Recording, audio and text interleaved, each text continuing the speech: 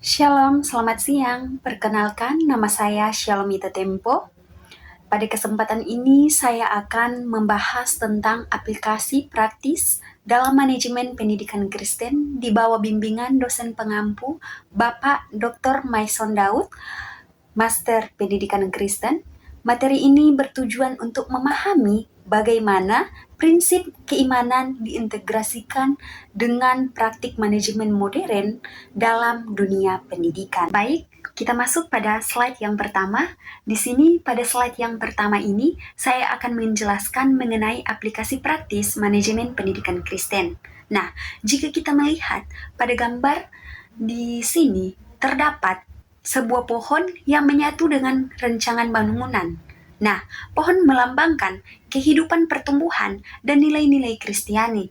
Sedangkan rancangan bangunan di sini menggambarkan sistem manajemen yang terencana.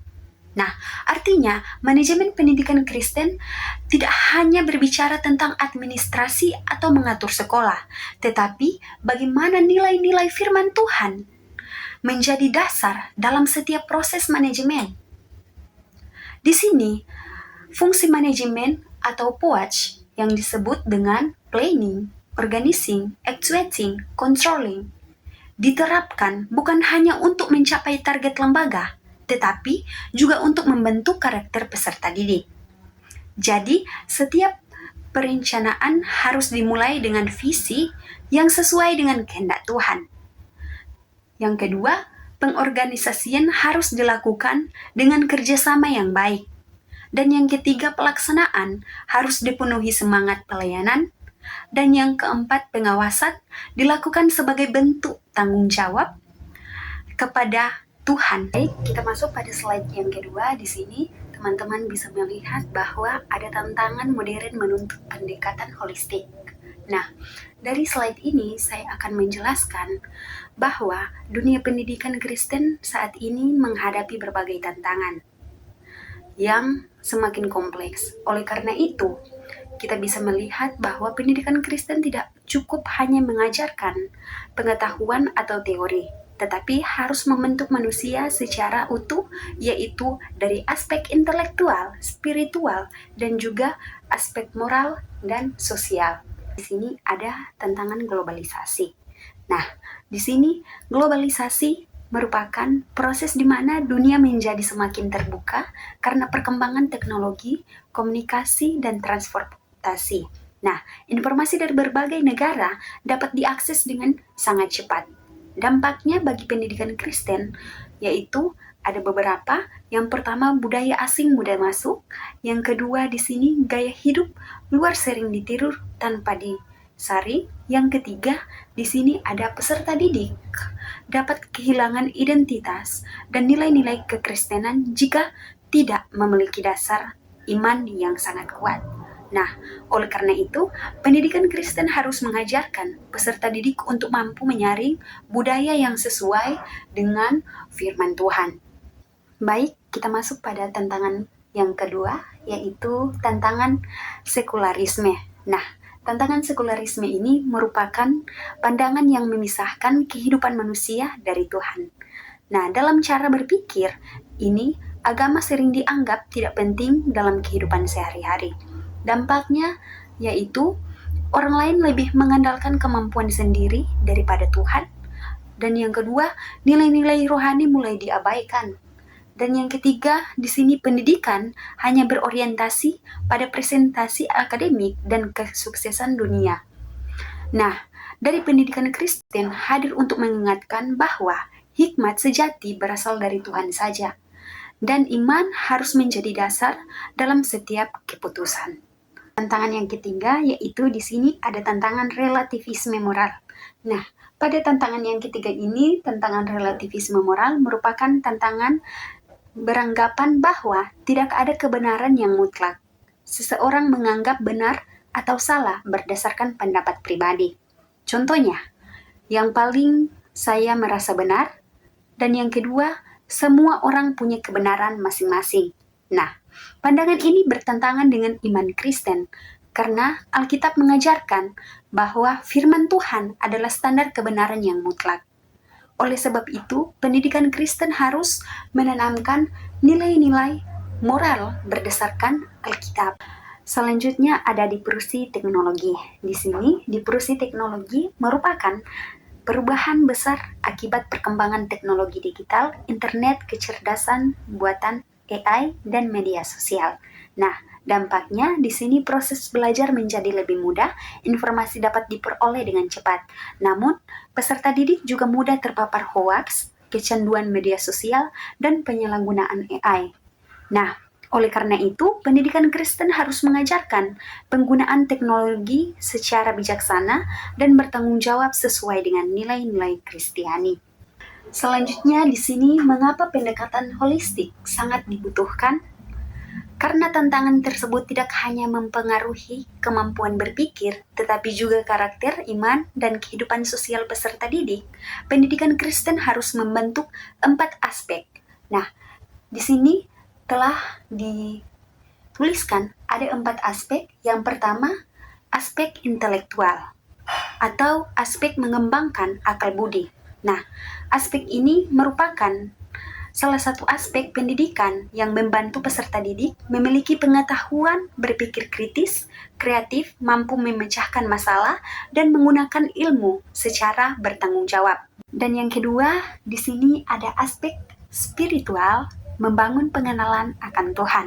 Nah, di sini peserta didik dibimbing untuk memiliki hubungan yang dekat dengan Tuhan melalui doa, pembacaan Alkitab, ibadah, dan kehidupan yang beriman. Dan yang ketiga di sini ada moral. Yang dimaksud dengan moral di sini yaitu menanamkan nilai-nilai kebenaran. Nah, pendidikan Kristen membentuk karakter seperti kejujuran, bertanggung jawab, disiplin, mengasihi, dan juga hidup sesuai dengan firman Tuhan. Nah, karakter inilah yang menjadi dasar dalam mengambil keputusan yang benar. Dan yang terakhir di sini ada aspek sosial. Nah, dari aspek sosial ini yaitu menjadi garam dan terang dunia. Peserta didik diajarkan hidup berdampingan dengan orang lain, hidup terhadap sesama, mampu bekerja sama menghargai perbedaan, dan menjadi berkat di tengah masyarakat sesuai dengan ajaran Kristus. Kita masuk pada slide yang selanjutnya. Di sini ada pergeseran paradigma pemimpin sebagai pelayanan. Nah, di sini pada slide ini dijelaskan bahwa kepemimpinan dalam pendidikan Kristen memiliki paradigma yang berbeda dengan kepemimpinan duniawi. Jika kepemimpinan dunia lebih menekankan kekuasaan dan jabatan, maka kepemimpinan pendidikan Kristen menekankan pelayanan, keteladanan, dan tanggung jawab kepada Tuhan. Di sini yang pertama ada pergeseran paradigma. Pergeseran di sini merupakan perubahan, sedangkan paradigma di sini merupakan cara berpikir atau sudut pandang seseorang terhadap sesuatu. Nah, di sini yang menjadi pengertian dari pergeseran paradigma yaitu perubahan cara pandang tentang bagaimana seorang pemimpin seharusnya memimpin. Nah, dalam pendidikan Kristen, pemimpin tidak lagi dipandang sebagai orang yang harus dilayani, tetapi sebagai orang yang melayani. Selanjutnya di sini ada kepemimpinan duniawi, sumber otoritas diri sendiri atau posisi jabatan. Nah, yang dimaksud dengan sumber di sini berarti asal, sedangkan otoritas berarti wewenang atau hak untuk memimpin. Dalam kepemimpinan duniawi, seseorang sering dihormati karena memiliki jabatan, pangkat, atau kekuasaan. Orang lain mengikuti karena posisi yang dimiliki pemimpin tersebut.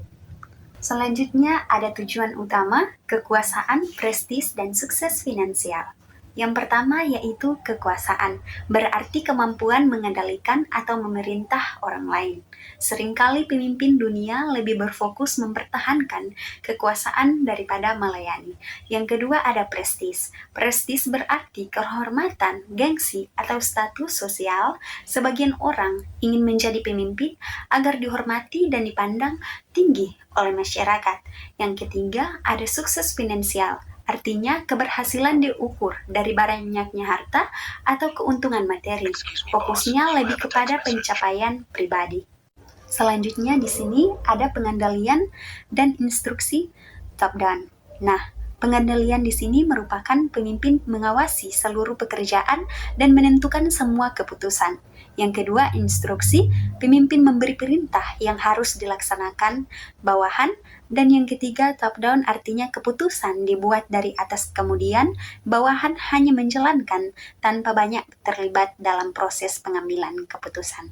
Nah, di sini ada hasil akhir lulusan cerdas secara akademik. Artinya keberhasilan pendidikan hanya diukur dari nilai prestasi, belajar, atau kemampuan intelektual peserta didik. Aspek karakter dan spiritual sering kurang mendapat perhatian. Lalu di sini ada kepemimpinan pendidikan Kristen, sumber otoritas, amanat, dan panggilan dari Allah. Nah, amanat adalah tugas atau tanggung jawab yang dipercayakan Tuhan kepada seseorang. Pemimpin menyadari bahwa memimpin adalah tugas dari Tuhan. Yang kedua, ada panggilan dari Allah. Nah, panggilan berarti Tuhan memilih seseorang untuk melayani sesuai kehendaknya. Jadi, pemimpin Kristen memimpin bukan hanya mengajar jabatan, tetapi karena ingin taat kepada panggilan Tuhan. Selanjutnya, tujuan utama pelayanan, pengorbanan, dan pembentukan karakter. Pelayanan di sini merupakan pemimpin hadir untuk membantu, membimbing, dan melayani orang lain, bukan mencari keuntungan pribadi. Yang kedua di sini, pengorbanan. Pemimpin rela mengorbankan waktu, tenaga, bahkan kepentingan pribadi demi kemajuan peserta didik dan lembaga pendidikan. Dan yang ketiga, pembentukan karakter. Tujuan utama pendidikan Kristen bukan hanya membuat peserta didik pintar, tetapi membentuk karakter yang menyerupai Kristus seperti kejujuran, rendah hati, bertanggung jawab, dan mengasihi sesama. Selanjutnya, metode keteladanan, kasih, servant leadership, bottom up. Nah, keteladanan merupakan pemimpin memberikan contoh melalui perkataan, sikap, dan tindakan sehingga layak diteladani. Yang kedua, ada kasih. Kasih menjadi dasar dalam setiap keputusan sehingga pemimpin memperlakukan semua orang dengan adil, menghargai, dan peduli. Yang ketiga, servant leadership. Servant leadership berarti kepemimpinan yang berpusat pada pelayanan. Pemimpin mendahulukan kebutuhan orang lain, membimbing mereka berkembang, dan tidak menggunakan jabatan untuk kepentingan pribadi. Selanjutnya, bottom up. Nah, di sini, bottom up artinya pemimpin mau mendengarkan pendapat guru, staf, maupun peserta didik sebelum mengambil keputusan. Kepemimpinan bersifat partisipatif dan melibatkan semua pihak. Selanjutnya, hasil akhir manusia utuh. Nah, di sini pendidikan Kristen bertujuan untuk membentuk manusia secara menyeluruh. Yang pertama, intelektual. Di sini peserta didik memiliki pengetahuan dan kemampuan yang berpikir dengan baik. Yang kedua, ada spiritual, memiliki iman yang kuat, mengenal Tuhan dan hidup sesuai firman-Nya. Yang ketiga, ada moral, yaitu memiliki karakter yang baik, jujur, bertanggung jawab, disiplin, dan berintegritas. Dan yang terakhir ada sosial, yaitu mampu hidup berdampingan, peduli terhadap sesama, bekerja sama, dan menjadi berkat bagi masyarakat. Itulah hasil presentasi dari saya. Terima kasih, Tuhan Yesus memberkati.